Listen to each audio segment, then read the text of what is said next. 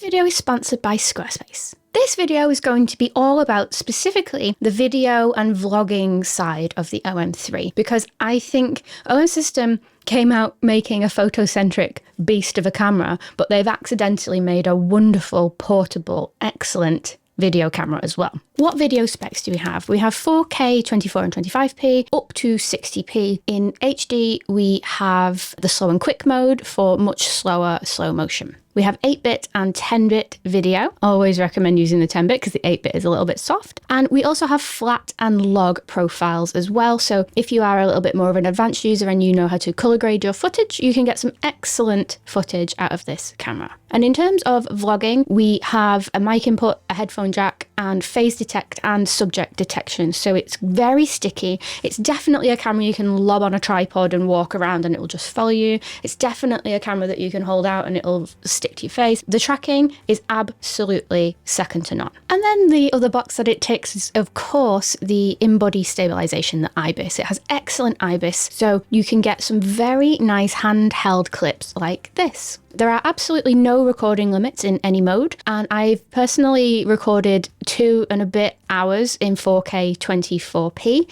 to test it out, and it was still going strong. I just got bored waiting for it to die and needed to go out and take some test footage with it. Been absolutely fine for 2 hours plus. I plugged it in and you can charge it and record.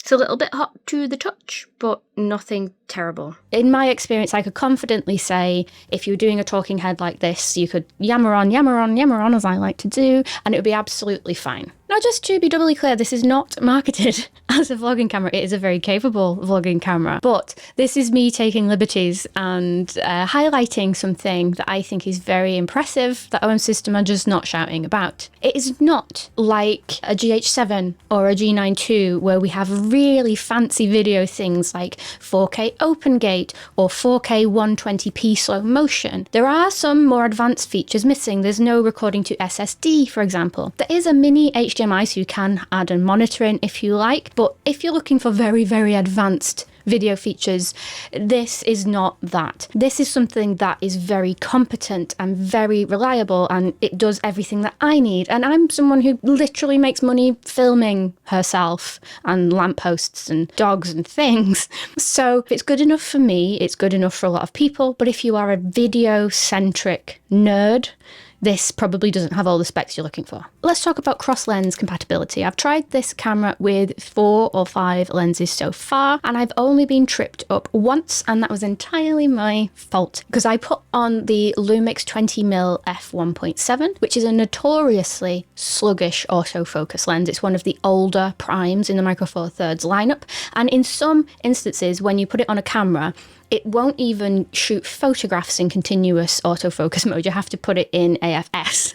So I don't know what I was thinking. Well, I do know what I was thinking. I was thinking it looked really cute on the OM3 and really small. For photography, it was great. I got some excellent photographs at this gig with that lens. But for the video, it was the only time that I've ever seen this camera hunt. Every other lens I threw at it was solid as a rock with absolutely no hunting whatsoever. So just be mindful, and this goes for Lumix cameras and any camera. If you are using older lenses, the performance will vary, so pick your lenses appropriately and you won't have any problems. This is not a cross-brand problem. I've used other Lumix lenses on this camera to great effect. For example, one of the lenses that I used loads in Finland was the Lumix Leica 15mm, which is a much more modern lens and Leica branded, and the autofocus was sticky as anything. The photo quality was really good, the video quality was really good. The subject detection worked in exactly the same way as it would on an Olympus or OM System lens. It will take both lenses, just choose wisely.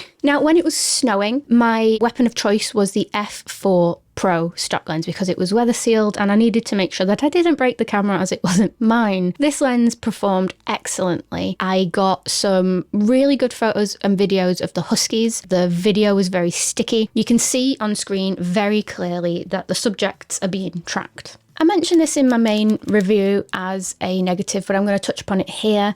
The 8-bit footage is very soft and horrible. It's just a simple thing to choose between the two and choose 10-bit in the menus to fix this problem. So it's not an issue, it's just something that you need to be aware of. The downside of this is the 10-bit footage will only be shot in the flat profile or the OM System log profile. So every clip that you take will look flat and will need color grading in editing. So I do wish they'd bring out like a natural or a Rec 709 sort of profile that we could use with the 10-bit footage, because there are people out there that want the high quality 10-bit footage but don't want to color grade. And sometimes I fit into that category. Sometimes if I'm filming something quickly for social media, I can't be bothered sticking it in Final Cut Pro and editing it. But I also don't want to use the 8-bit footage because it's softer in quality. Now, I didn't film very much 8-bit footage in the OM3 because I was in Finland and didn't want to have terrible footage. I've used it before. It's the same sensor and the same engine as the OM1 Mark II. And here is some side-by-side footage from that camera to show you the 8-bit footage.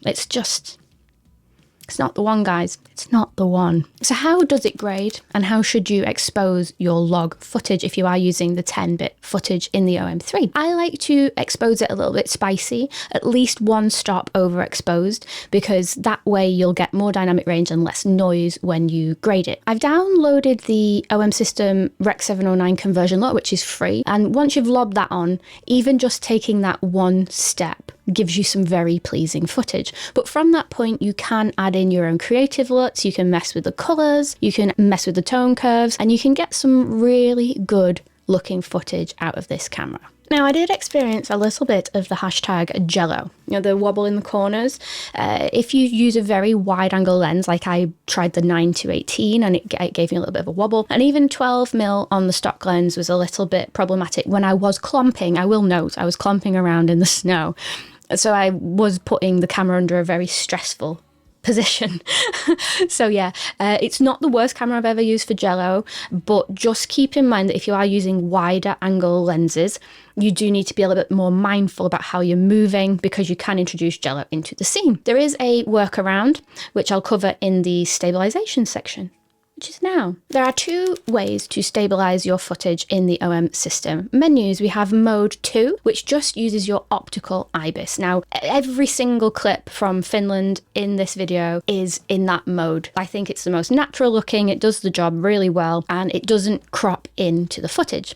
If you are experiencing jello or want that extra helping hand, you can use mode 1, which utilizes both optical and digital stabilization, but there is a penalty of a punch-in. That annoys me because you need to use an extra wide lens to get it to be manageable if you're vlogging, for example, because you have to factor in the punch-in. So it's not the mode that I use personally, but it is there if you want to use it. Monitoring the audio. There is a headphone jack, and a lot of tinier cameras don't have that feature, so I think that's really cool. I'm a bit lazy sometimes when I'm out and about, and if I'm filming myself, I will check the levels on the camera are good, and then I'll just listen back to it quickly in the camera itself. That's not really an option on the OM3 because the speaker built into the camera is pants.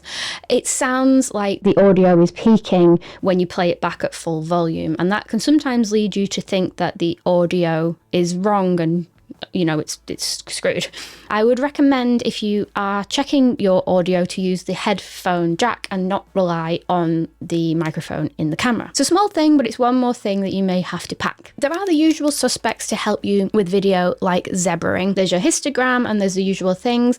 There is no waveforms and more advanced features like you would find on some high-end Lumix cameras, but again, this isn't necessarily geared towards high-end video to begin with. So as a true hybrid camera, I think this is fantastic. And my plan for 2025 is to do some more minimalistic travel, because when I'm going out and about, like I'm shooting with a compact camera, for example, I can't shoot video on that. So I'm always taking out my Pocket 3 or perhaps my S5 II or whatever I'm shooting the talking head stuff with. And it just grows and grows and grows. And I'm quite frankly sick of not being able to reap the benefits of my own ethics because I want a tiny camera and nothing else.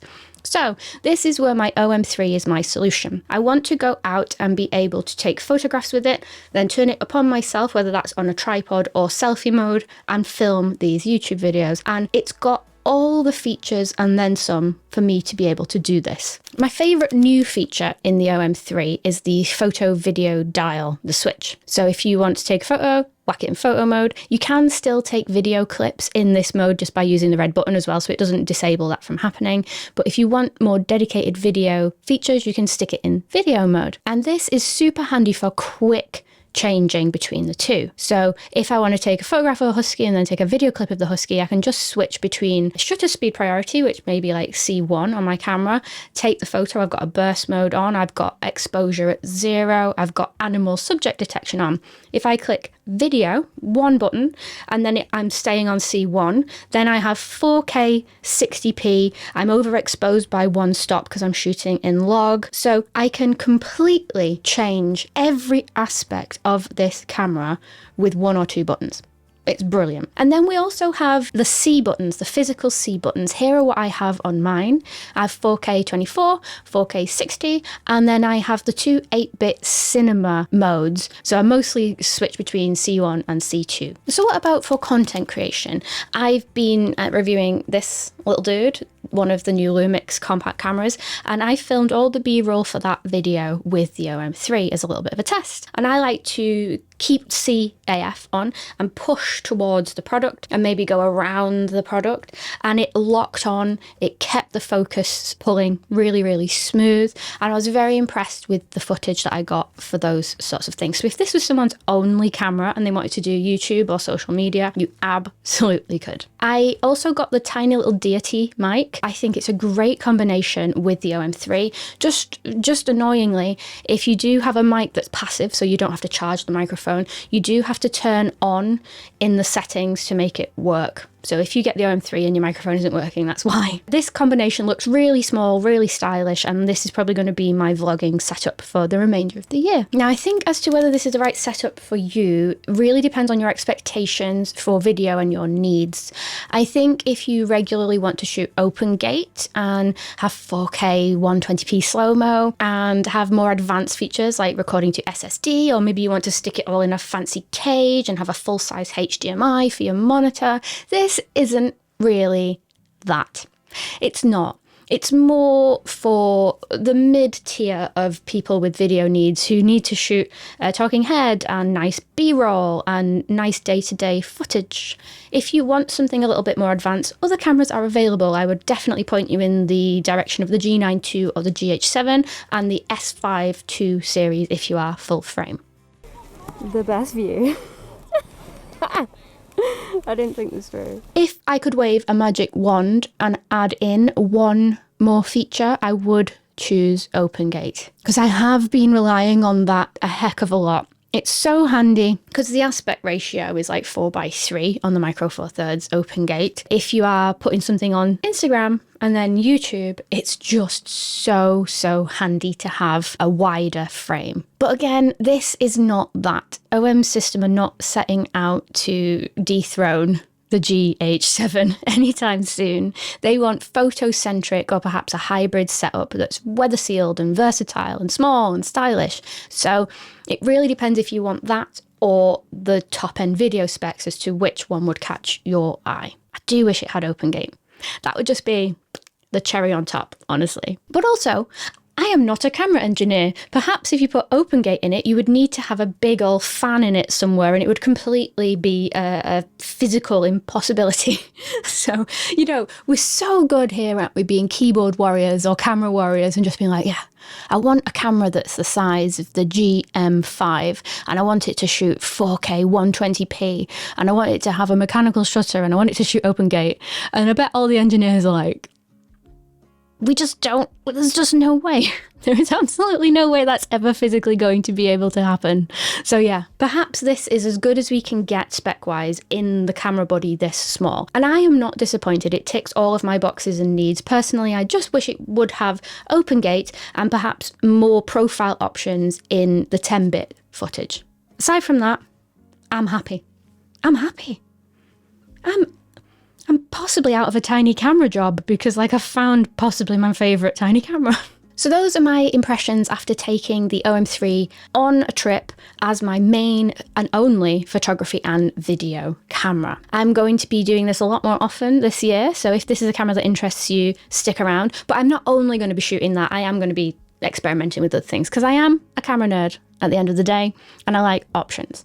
So let me know what you think, and if you have any questions about the video side of the OM3, I will do my best to answer them in the comments. And if you do want to check out the OM3, there is a link in the description. Remember, if you are an early adopter of this and buy directly from OM System, you will get a 5-year warranty on the OM3, so it's well worth buying direct with them. And if you do use my link, it shows that this video inspired you, which makes me look like a good content creator. Thank you so much for watching. Let me just quickly talk about the sponsor of this video, which is Squarespace. This is where I host my website, and it's where I reside aside from on YouTube. It's my favourite place that no algorithm can dictate. And if you are a creative person that wants to share their story with the world, whether that's photography or something completely different, I think a Squarespace website is a perfect place to do it. It's super easy to set up your own website. It's all basically drag and drop. You don't need any techie information whatsoever. And you can get some really stylish and professional websites there. And what's great is you can start small and let it grow with you. Like, I started just as a blog where I wanted to share my nerdy thoughts about camera stuff. And then since it's grown into the place where I sell my presets and the place where I host my mailing list and the place where I host my courses and workshops. So it can just grow with you as much or as little as you need. If you are interested in giving Squarespace a go, then you can use this URL here. And when you are ready to launch, you can have the code micro4nerds for a cheeky discount if it's your first time purchasing. Thank you so much to Squarespace for sponsoring this video.